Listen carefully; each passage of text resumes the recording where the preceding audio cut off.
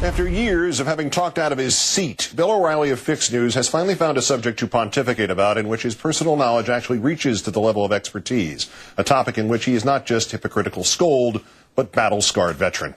Our number one story on the countdown, Billo analyzes Eliot Spitzer. The New York governor's resignation only becoming official today after a money and prostitution scandal laid him low. Spitzer, as you doubtless know, has been accused of financial shenanigans, possibly employing state funds to pay for the services of Kristen, the singing prostitute with the heart of gold, or, at $1,000 an hour, the something of gold. And for reasons unknown only to our friend Billy, he decided to deconstruct the Spitzer saga in the latest edition of his not-so-widely-read newspaper column. Again, when it comes to having your pockets drained and your name turned into a punchline by your pursuit of a woman, Bill O'Reilly knows his topic. Why he would write this column and remind everybody of all this all over again? Well, maybe in trying to explain Spitzer, perhaps Billo has wound up explaining Billo. October 13th, 2004, also known around this business as Cable Christmas. His former producer, Andrea Macris, filed suit in New York against O'Reilly and Fox for $60 million, claiming he had repeatedly harassed her by telling her lurid stories of his own sexual history, describing his fantasies, trying to corral her into sexual liaisons by phone, in person, with others, with loofahs, and with a falafel. The case was settled just over 2 weeks later, with Billo shelling out a reported $10 million. So Billy decided to write about Spitzer? Leave us to quote from the writings of the bard of babeology, the Frank Burns of news, the falafel king himself, and then translate them for you back into what he really meant. Let's analyze this Eliot Spitzer situation without emotion, because there are lessons to be learned here. Expensive lessons. Embarrassing lessons. Lessons which, even if they did cost you $10 million, you might forget and bring up the topic again anyway. If you watch cable TV news, you will hear the braying pack talk about Spitzer's arrogance, his I'm above it all mentality. But if you examine the facts, this shallow analysis doesn't wash. Hey, pal, if you're going to call Greta Van Susteren, Sean Hannity, and John Gibson the braying pack of cable TV news, I'm going to have to ask you to step outside.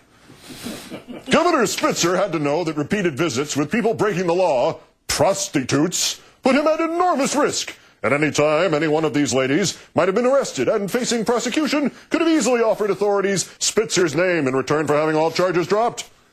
Translation: if you're going to associate yourself with prostitutes, strippers, porn stars, body language experts, or other ladies who might be arrested, make sure you do it like Billo does.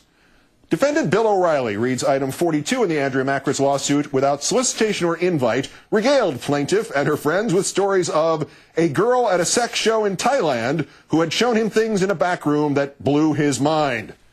Yes, if you're going to visit with sex workers, make sure you do it like Billo does, in a foreign country that has weak extradition laws. The ladies also could have blackmailed Spitzer, could have sold their stories about him to the tabloid media, could have done many things to destroy his life. Translation: here Bill is saying, trust me, I know. And for a change, he sure does now.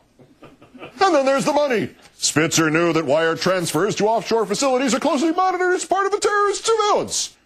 Translation: Billo is in a roundabout way tipping his hat to the former governor.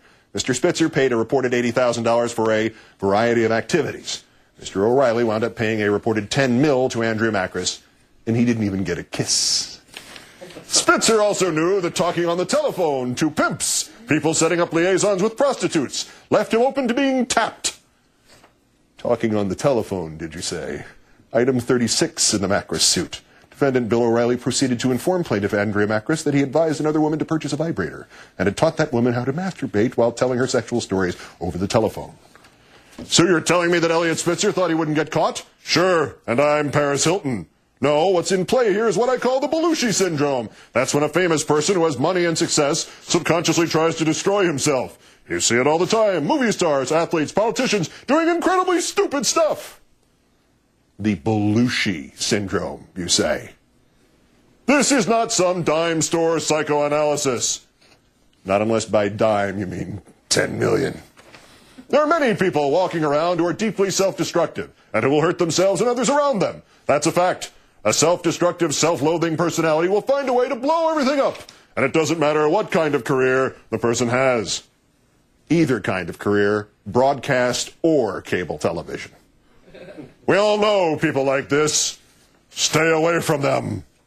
And as we digest your analysis of what makes Billo of what makes Spitzer tick. We'd be happy to stay away from people like this, Bill, if only you'd stay away from us.